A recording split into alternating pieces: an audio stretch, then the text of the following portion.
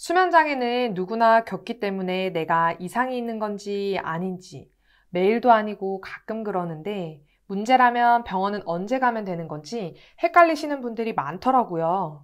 특히 노년이 될수록 수면 호르몬이 젊은 시절의 4분의 1% 수준으로 줄기 때문에 주변을 보면 수면장애를 겪으시는 분들이 많이 계시는데요. 그런데 이 흔한 불면증을 제대로 고치지 않으면 만성으로 번질 수 있습니다.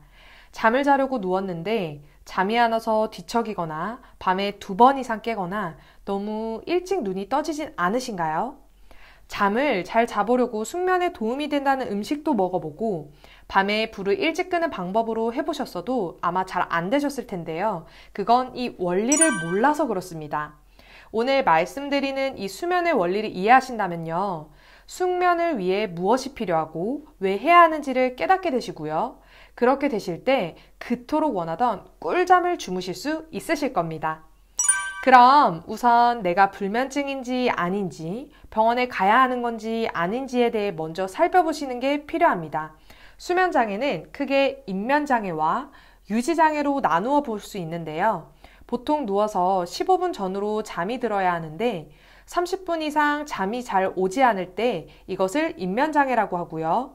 잠을 자면서 잠을 2번에서 4번 이상 깨신다면 이건 유지장애라고 합니다. 하지만 이 외에도 수면에 대해 불편함을 느끼셨다면 이것은 수면장애에 해당합니다.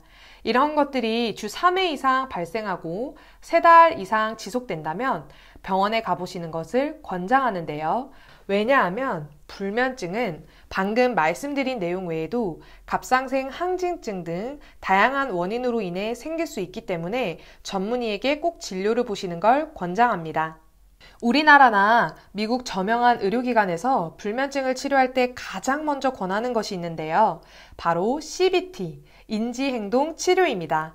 이걸 가장 먼저 하는 이유는요. 이게 불면증 치료의 근본이며 핵심이 되기 때문입니다. 이걸 먼저 하지 않는 것은 마치 운동을 하고 땀이 나서 샤워를 해야 하는데 그냥 향수만 칙칙 뿌려서 냄새를 감추는 것과 다름이 없습니다. 그런데 이미 이걸 시도를 해봤지만 실패하신 분들도 많이 있으실 텐데요. 그것은 실질적으로 나에게 맞게 실천하려면 수면의 원리를 이해해야 하고요. 이 원리를 이해하게 되면 내 삶이 잠을 잘 잘 수 있는 행동을 하기 위한 생각으로 맞춰지게 되면서 치료가 되는 것입니다. 잠을 잘 때 멜라토닌이 필요하다는 이야기를 많이 들어보셨을 거예요. 우리 몸의 생체 리듬을 보면요. 밤에는 멜라토닌이 나오고 아침에는 코티졸이 나오게 됩니다. 코티졸이 아침에 나오게 되면 자고 있던 뇌와 신체가 깨어나면서 낮엔 활발한 활동을 가능하게 해주고요. 오후 3시가 넘어가면 이 코티졸의 분비는 점점 줄어들게 되고 해가 지면서부터는 멜라토닌이 나오면서 신체를 이완시키면서 뇌가 쉴 수 있도록 만들어줍니다. 수면장애를 호소하시는 분들은 대부분 이 생체 리듬이 깨져 있는 경우가 많습니다. 그런데 이 생체 리듬이 깨지게 되는 경우의 상당수가 우리 스스로가 만들어내는 경우가 많은데요. 이 말은 즉 오히려 우리가 이것을 컨트롤할 수도 있다는 말입니다. 멜라토닌은 부교감 신경과 연관되어 있기 때문에 우리 마음대로는 되지 않지만 환경을 조성해주면 부교감 신경이 활성화될 수 있습니다. 잠을 잘 자기 위해선 코티졸의 분비를 줄이고 부교감 신경을 활성화해서 멜라토닌이 분비되게 하는 것이 핵심인 것입니다. 그럼 코티졸이 활성화되는 것을 피하고 멜라토닌이 활성화되는 행동을 하나하나 살펴보면서 지금의 우리 상황과 비교를 해보겠습니다. 여러 가지가 있지만 제일 첫 번째 순위로 꼽고 싶은 것은 빛입니다. 빛은 멜라토닌의 분비를 제일 적극적으로 방해하는 존재입니다. 너무 뻔하다고요? 이미 알고 있어도 강조를 안 할 수가 없습니다. 왜냐하면 이게 해결이 되지 않고선 수면을 잘 할 수가 없거든요. 밝은 낮에 하늘을 생각해 보세요. 무엇이 떠오르세요? 푸른 하늘을 생각하셨나요? 우리가 푸른 하늘 아래에서 낮에 힘차게 생활을 하는데요. 그렇게 할 수 있는 이유가 우리 뇌는 블루라이트의 영역의 파장을 보게 되면 멜라토닌의 분비를 억제시키기 때문입니다. 그런데 이 블루라이트가 우리가 보는 스마트폰, TV에서도 나오기 때문에 내가 행동을 해야 하는 시간으로 착각하게 됩니다. 그래서 밤인데도 멜라토닌이 나오지 않게 되고 수면 장애가 생기게 되는 것이죠. 지금 이 블루라이트를 바로 눈앞에서 스마트폰으로 쬐고 계신 분들도 계시죠? 수면 장애를 느끼시는 분들은 되도록 취침 2~3시간 전부터는 블루라이트를 피해 주시는 게 좋고 집안의 조명도 따뜻한 조명으로 바꿔보시는 걸 추천드립니다. 그런데 업무나 다른 이유로 인해서 꼭 스마트폰을 사용하셔야 하는 분들도 계실 텐데요. 그럴 땐 스마트폰의 블루라이트 차단 기능을 자동으로 활성화하게 해두시면 도움이 되실 겁니다. 그런데 멜라토닌은 신기하게도 하루 15분 이상 햇볕을 충분히 쬐어주면 밤에 분비가 더 잘 됩니다. 그리고 햇빛은 뇌를 활성화시키는 코티졸의 분비를 돕는데요. 특히 아침에 잠에서 깨기 힘든 분들이 계시죠. 일어나자마자 커튼을 걷고 햇빛을 쬐어주는 습관을 꼭 시작하시기 바랍니다. 당장 오늘부터요.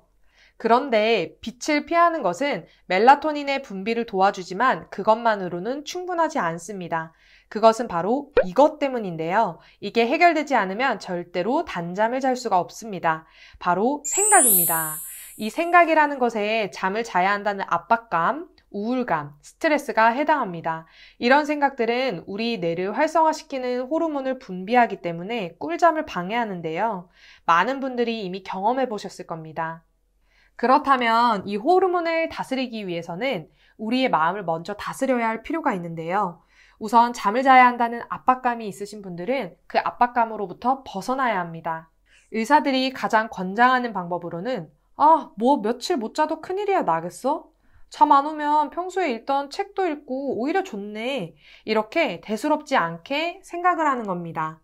또 이 스트레스를 품게 되면 코티졸이 나오게 되는데요. 이 호르몬은 가라앉을 때까지 최소 1시간에서 며칠이 걸리기도 합니다. 만약 내일 직장에서 만날 사람 때문에 자기 전에도 화가 났다고 가정해 보겠습니다. 그러면 내가 이 사람 때문에 화가 나서 이 사람 때문에 잠을 잘 못 자게 되면 일하면서도 피곤하게 되고 성과도 잘 안 나오고 그렇게 되면 이 사람한테 실적이 질 수밖에 없겠네. 내일 중요한 일이 있으니까 화를 가라앉히는 게 오히려 나한테 도움이 되겠구나 하면서 화를 가라앉혀야 한다는 인지를 하게 되고 마음을 컨트롤해야 한다는 결심이 서실 겁니다. 불면증에 대해 불평, 걱정을 하기보다는 긍정적으로 생각만 바꾸게 되면 코티졸이 100이 나올 것을 10 정도만 나오게 할 수 있는데 그렇게 해야 하지 않을까요? 하지만 아무리 해도 안 되실 때는 꼭 전문가와 상담하셔야 하는 거 잊지 마시고요. 혹시 지금 자기 전에 잠이 안 와서 잠자리에서 이 영상을 보고 계신 분들이 있으신가요? 그렇게 되면 우리 뇌는 침대를 더 이상 자는 곳이 아니라 일하는 공간으로 인식하게 됩니다. 이런 현상을 조건화된 불면증이라고 합니다. 바로 이런 행동으로 우리가 스스로 뇌를 깨우고 있는 일을 하고 있는데요. 20분이 지나도 잠이 안 오면 차라리 잠자리를 벗어나서 은은한 조명 아래에서 독서를 하시거나 음악을 들으며 명상을 하다가 잠이 올 때 침실로 옮기는 걸 추천드립니다. 그리고 잠이 잘 안 올 때는 앤드류 와일 교수가 소개한 방법을 시도해 보는 것을 추천드립니다. 이분은 하버드 의대를 졸업하고 세계적으로 유명한 기능의학 전문가이십니다. 이 방법을 소개한 영상에는 효과를 본 사람들의 감사 댓글이 쏟아집니다. 바로 알아보시죠. 방법은 매우 간단합니다. 혀는 편안하게 윗니 뒷부분과 입천장이 만나는 부분에 자연스럽게 위치하고요. 눈을 감고 속으로 숫자를 세면서 숨을 쉬실 건데요. 숨을 코로 4초 동안 들이쉬고 7초 동안 참은 다음 8초 동안 입으로 후 하면서 내쉬는 방법입니다. 4초, 7초, 8초가 힘드신 분들은 더 줄여서 하셔도 됩니다. 이 호흡의 핵심은 날숨이 들숨의 2배라는 것인데요. 날숨은 부교감 신경을 끌어올리게 되는데 그러면 세로토닌이 촉진돼서 멜라토닌의 분비를 돕게 되는 겁니다. 자, 그럼 지금 저와 함께 연습해 볼까요? 먼저 숨을 다 내뱉으신 상태에서 시작하시면 됩니다.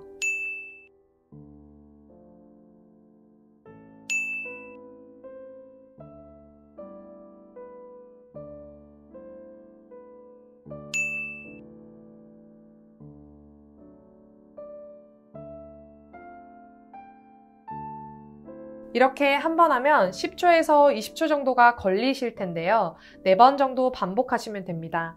주무시려고 누웠을 때 이 호흡을 4번 정도 하시게 되면 멜라토닌의 분비를 촉진시켜 꿀잠을 돕게 됩니다. 시작부터 잠자리에 누워서 하게 되면 숫자를 세다가 더 신경을 쓰게 될 수 있으니 미리 낮에 연습을 하는 걸 추천하고요. 연습을 하실 때는 첫 한 달은 하루에 8번을 넘기지 마세요.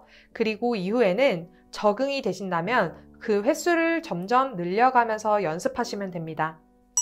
이외에도 지켜줘야 할 습관들이 몇 가지 있는데요. 이 중에서 몇 가지나 지키고 있는지 한번 확인해 보세요.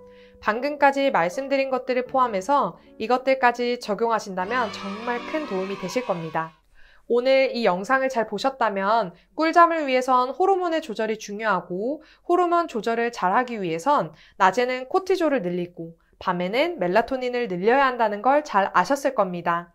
그리고 밤에는 블루라이트를 피하면서 마음을 편안히 갖는 것이 필요하다는 것도 깨닫게 되셨을 겁니다. 여러분은 이제 제가 드린 정보를 이해하셨기 때문에 이전처럼 단순히 암기하셨을 때와는 달리 내가 하는 행동이 수면에 도움이 되는지 안 되는지를 판단하실 수 있게 되셨고 그것을 실행에 옮기실 수 있는 행동력이 생기신 겁니다. 오늘 이 영상을 보시고 나서 불면증을 때려잡기로 결심하신 분들은 다짐한 내용들을 댓글로 남겨주세요. 그리고 난 이렇게 극복했어요 하는 댓글, 실제로 시도해보시고 도움이 되신 분들 모두 댓글로 자신의 이야기를 남겨주세요. 나의 댓글 하나로 불면증으로 함께 고통받고 있는 분들에게 많은 위로와 도움이 되실 겁니다. 아직 스마트폰의 블루라이트를 차단하지 않으신 분들은 앞에 설명해둔 것을 참고하여 지금 바로 설정하는 것을 실천해보세요. 불면증은 처음에도 말씀드렸듯이 갑상생 항진증과 같은 질환에 의한 증상일 수도 있으니 전문의와 상담해 보시는 것도 잊지 마시기 바랍니다. 여러분의 꿀잠을 응원하며 기도합니다. 오늘 영상이 조금이라도 도움되셨다면 다음에 올라올 영상도 반드시 도움이 되실 겁니다. 구독과 좋아요, 알림 설정을 통해 여러분에게 도움되는 정보를 빠르게 받아보세요. 지금까지 시청해주셔서 감사합니다. 여러분의 건강한 습관을 응원합니다.